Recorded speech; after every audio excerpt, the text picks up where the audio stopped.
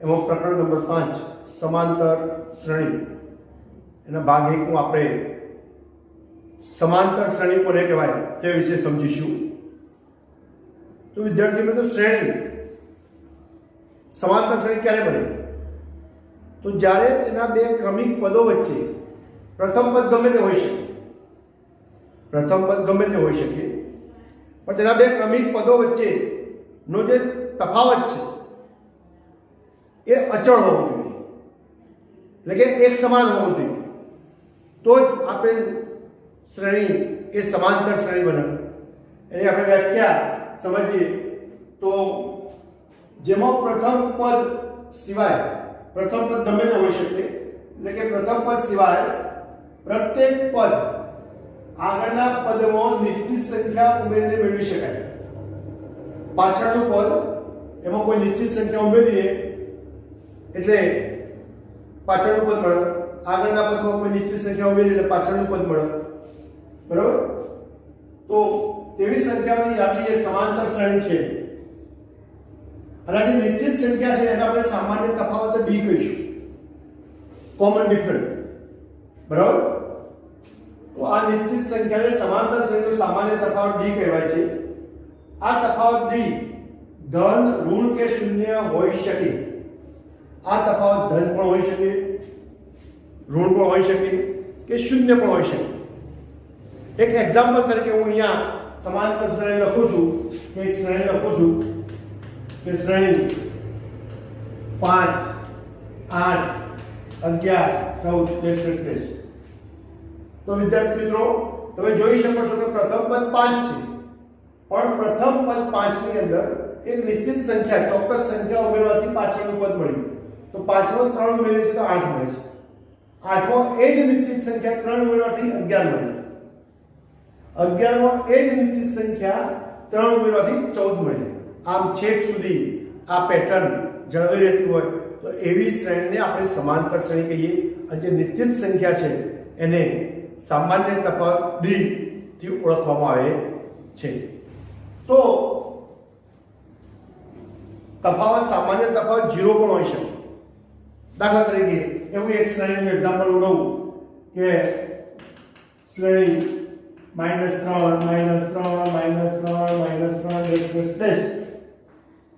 આનો તફાવત 0 થાય, બે પદો વચ્ચેનો તફાવત 0 થાય. એટલે તફાવત ઋણ પણ હોઈ શકે, શૂન્ય પણ હોઈ શકે, અપૂર્ણાંક પણ હોઈ શકે, પણ એ અચળ હોય. દરેક પદોમાં તફાવત સરખો હોય.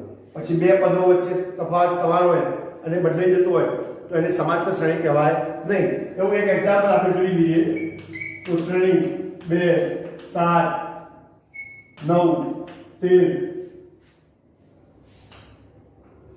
16 તો વિદ્યાર્થી મિત્રો, તમે જુઓ અહીંયા 2 ની અંદર 5 ઉમેરીએ છીએ તો 7 મળે છે. એટલે અહીંયા તફાવત આવ્યો 5 નો.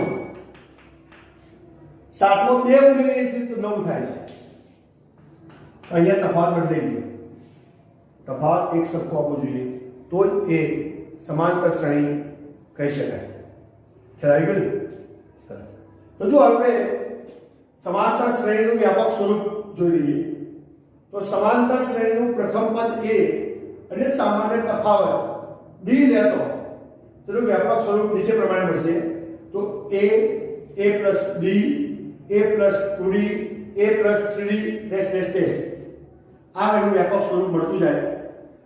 જો સમાંતર શ્રેણીના પદોની સંખ્યા નિશ્ચિત હોય, એટલે કે એનું અંતિમ પદ આપી દીધું હોય તો એવી શ્રેણીને આપણે શાંત સમાંતર શ્રેણી કહી શકીએ.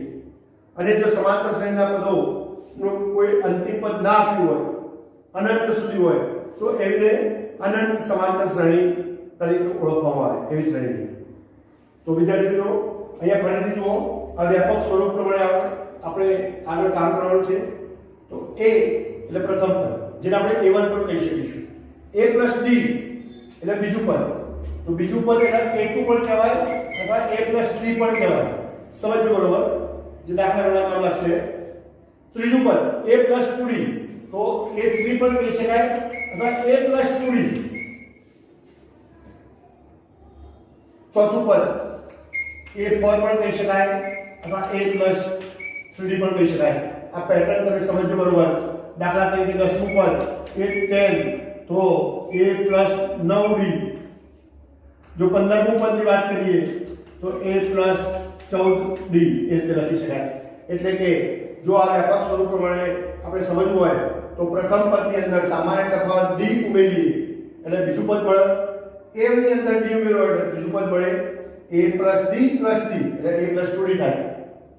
આમાં ત્રીજા પદની અંદર સામાન્ય તફાવત D ઉમેરો એટલે એનું ચોથું પદ મળે. એમ સમાંતર શ્રેણીના પ્રથમ પદમાં સામાન્ય તફાવત D ઉમેરતા એના પછીનું પદ મળે. એમાં D ઉમેરો એટલે એના પછીનું પદ મળે. એમાં D ઉમેરો એટલે એના પછીનું પદ મળે. અને આગળનું પદ શોધવું હોય તો સામાન્ય તફાવત D બાદ કરતા જવું પડે. આ ખાસ ધ્યાન રાખજો. સમાંતર શ્રેણીના પાછળના પદમાં થી આગળનું પદ શોધવું હોય તો સામાન્ય તફાવત D બાદ કરવાનો અને આગળ પછી પાછળનું પદ શોધવું હોય તો સામાન્ય તફાવત D ઉમેરતા જવાનું. બરાબર? નમસ્કાર વિદ્યાર્થી મિત્રો. હવે આપણે આગળ જોઈશું તો સમાંતર શ્રેણીનું વ્યાપક સ્વરૂપ આપણે જોઈ લીધું છે. હવે સમાંતર શ્રેણીનો સામાન્ય તફાવત D શોધવાનું સૂત્ર જોઈએ. તો સમાંતર શ્રેણીનો સામાન્ય તફાવત D A2 A1 D બરાબર A2 A1. A2 એટલે બીજું પદ, A1 એટલે પ્રથમ પદ. પાછળના પદમાંથી આગળનું પદ બાદ કરો એટલે તમને સામાન્ય તફાવત D મળે. તો અથવા અહીંયા મેં શબ્દોમાં પણ લખ્યું છે કે D એટલે કે સામાન્ય તફાવત બરાબર પાછળનું પદ માઈનસ આગળનું પદ. આ સમાંતર શ્રેણી આપી દીધી હોય તો આપણે આ રીતે એનું સામાન્ય તફાવત શોધી શકીએ. D A2 A1 ના આધારે. તો હવે આપણે આગળ જોઈએ. સ્વાધ્યાય 5.1 એનો પહેલો પ્રશ્ન જેનો સૂચના આપી છે કે નીચે આપેલ સ્થિતિમાંથી કઈ સ્થિતિમાં સંખ્યાની યાદી સમાંતર શ્રેણી બને કે કેમ? તો વિદ્યાર્થી મિત્રો, સમાંતર શ્રેણી બને કે કેમ આ પ્રશ્ન છે.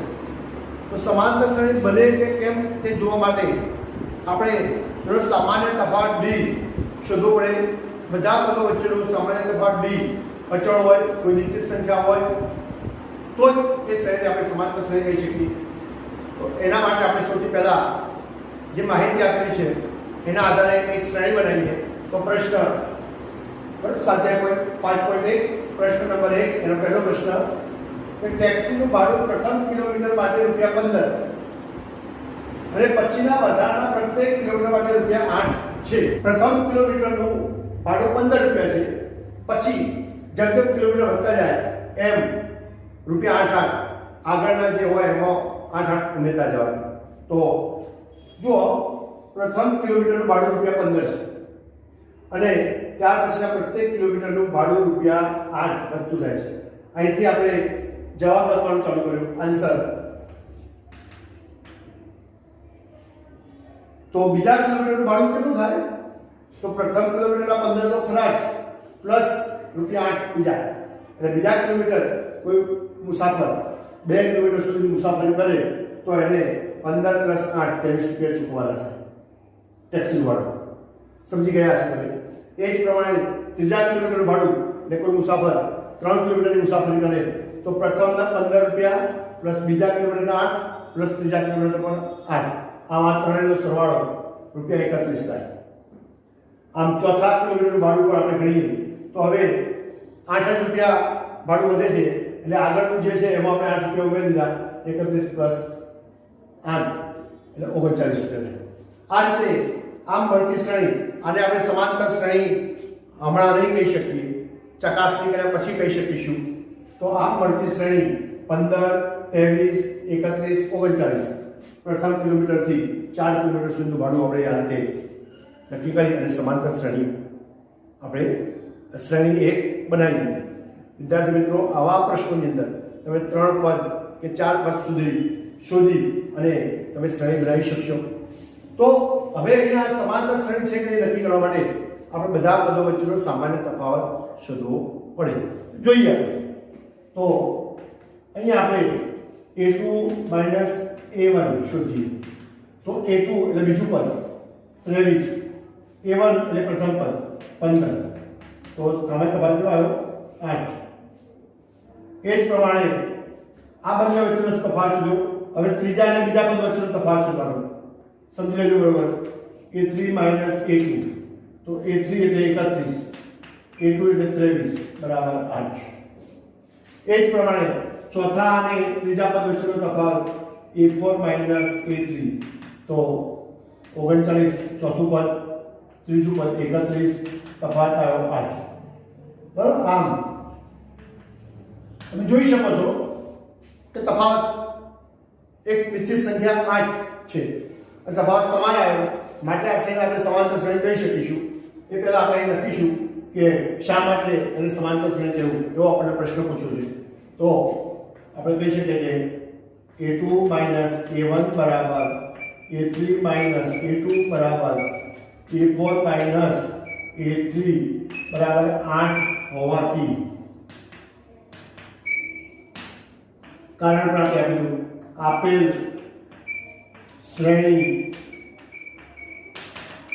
સમાંતર શ્રેણી છે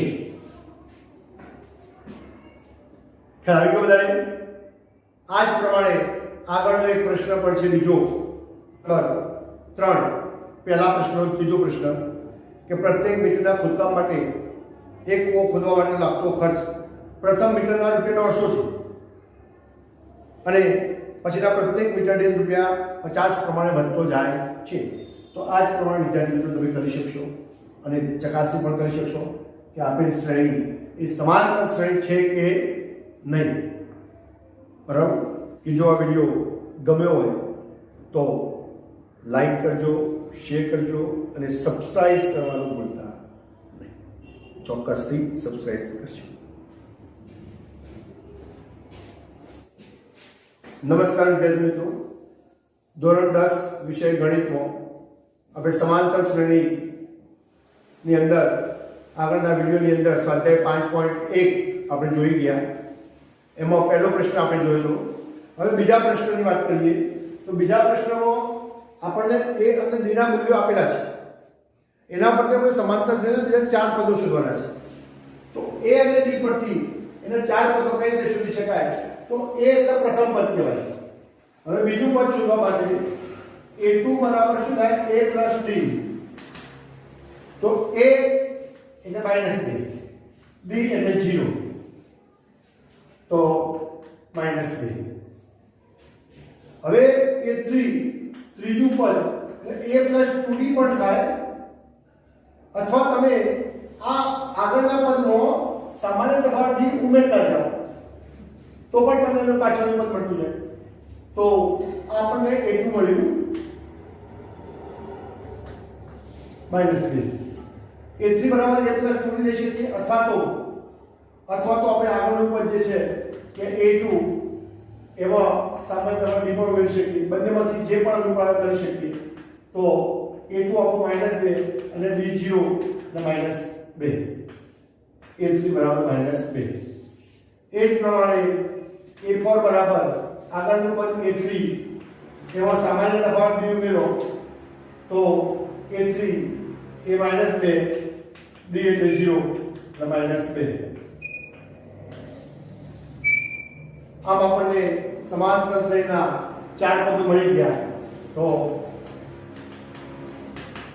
સમાંતર શ્રેણી બને આ રીતે -2 -2 કારણ કે સમાન તફાવત 0 છે તફાવત 0 હોય તો પ્રથમ પદ જે છે એ બીજું પદ એ જ ત્રીજું પદ મળે તો આ રીતે આપણે 4 પદ શોધી શકીએ છીએ આપણે એમાં એક બીજો એક્ઝામ્પલ લઈએ વિદ્યાર્થી મિત્રો તો ચોથો દાખલો આપણે લઈએ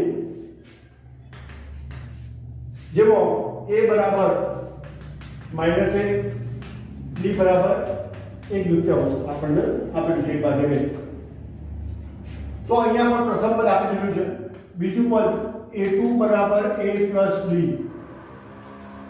તો a એટલે -1, b એટલે 1/2. હવે અહીંયા તમે જોશો કે આ પૂર્ણાંક છે આ પૂર્ણાંક છે એટલે લસા લેવો પડે. તો લસા આવે 2. આના છેદમાં 2 લાવવા માટે ઉપર બે વડે ગુણીએ તો -1 × 2 એટલે -2 પ્લસ 1. -2 પ્લસ 1 એટલે -1 અને છેદમાં 2. આ એનું બીજું પદ. એ જ પ્રમાણે ત્રીજું પદ એ 3 બરાબર આગળનું પદ જે છે એમાં d ઉમેરો. તો વિદ્યાર્થી મિત્રો આગળનું પદ આવ્યું -1/2. એમાં તફાવત d -1/2 ઉમેરશો. તમે જોઈ શકો છો કે બંને સંખ્યા સમાન છે પણ બંનેના ચિહ્ન પરસ્પર વિરુદ્ધ છે. એટલે કે વિરોધી સંખ્યાઓથી બે વિરોધી સંખ્યાનો સરવાળો શું થાય? 0. એટલે અહીંયા ત્રીજું પદ આપણને 0 મળ્યું. ચોથું પદ એ 4 બરાબર આગળનું પદ એ 3. એમાં સામાન્ય તફાવત d આપણે ઉમેરીએ તો 0 + 1/2 બરાબર 1/2 એ 4.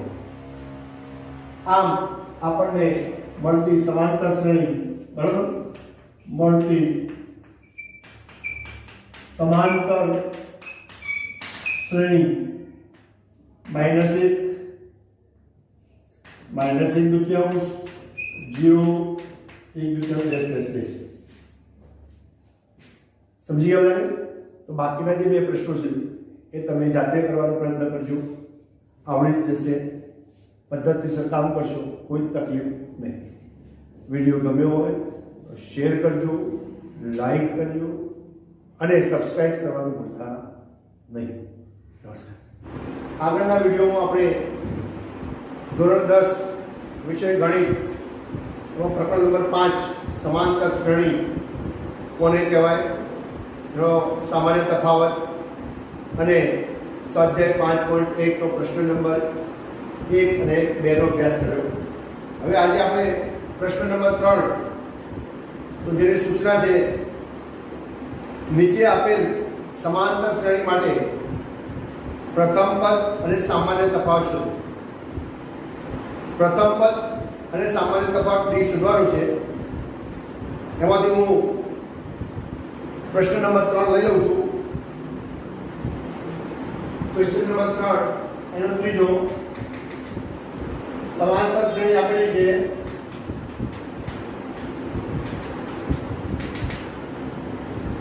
1/3 5/3 9/3 13/3 અનંત સુધી. તો આપણે એનો સામાન્ય તફાવત અને પ્રથમ પદ એ તો પ્રથમ પદ એ બરાબર 1/3 સામાન્ય તફાવત d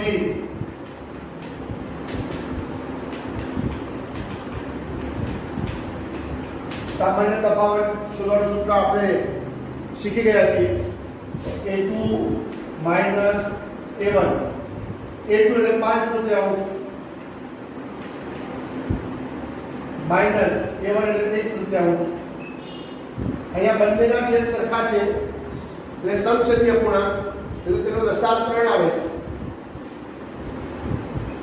અને અંશ એટલે અહીંયા 5 - 1 તો 5 માંથી 1 જાય એટલે 4 / 3. તો અહીંયા સામાન્ય તફાવત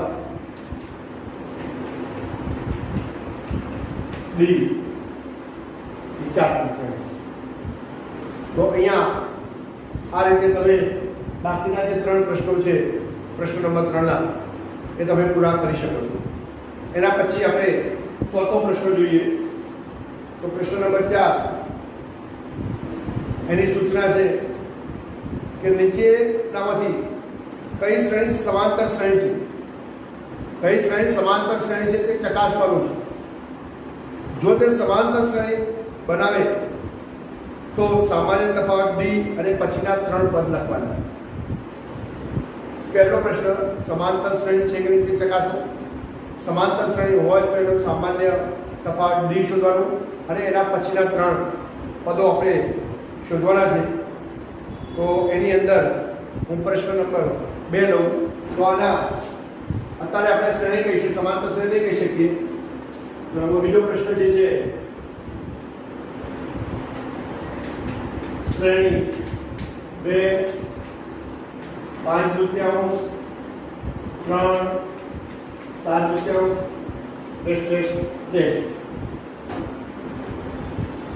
તો જુઓ વિદ્યાર્થી મિત્રો, સમાંતર શ્રેણી ક્યારે કહેવાય?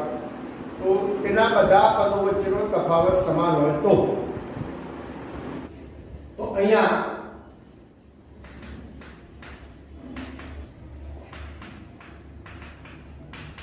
સામાન્ય તફાવત b માટે a2 a1, તો a2 એટલે 5/3, a1 એટલે 2. અહીંયા આ 5/3 છે અપૂર્ણાંક, 2 એ પૂર્ણાંક સંખ્યા એટલે લસા લેવો પડશે. તો લસા આવે 2, 5 ના છેદમાં 2 છે એટલે 5 નહીં મળશે. આ 2 ના છેદમાં 1 હોય એટલે એને લસા જેટલી સંખ્યાના છેદો લાવવા માટે ઉપર નીચે 2 વડે ગુણવા પડશે. 2 × 4 એટલે 5 માંથી 4 એટલે 1/2. આ આવ્યું a2 a1. એ જ પ્રમાણે a3 a2, તો 3 a3 એટલે 3, a2 એટલે 5/3. અહીંયા પણ લસા લેવો પડે તો 3 × 6 -5 બરાબર 1/3. a3 a2. એ જ પ્રમાણે a4 a3 બરાબર, તો a4 7/3 -a3 એટલે 3, તો લસા 2 7.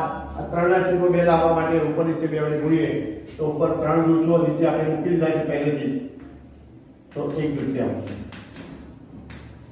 તો a4 a3. તમે જોઈ શકો છો કે બધા પદો વચ્ચેનો જે તફાવત છે એ 1/3 અચળ છે. તેથી આપણે કહી શકીએ કે આ શ્રેણી સમાંતર શ્રેણી છે. પહેલા પ્રશ્નનો ઉત્તર તો અહીં લખી શકીએ હવે કે સામાન્ય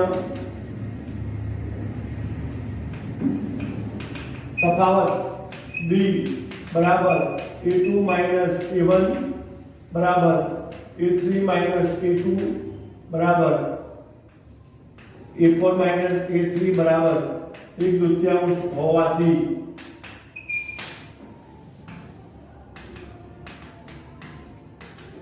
આપેલ શ્રેણી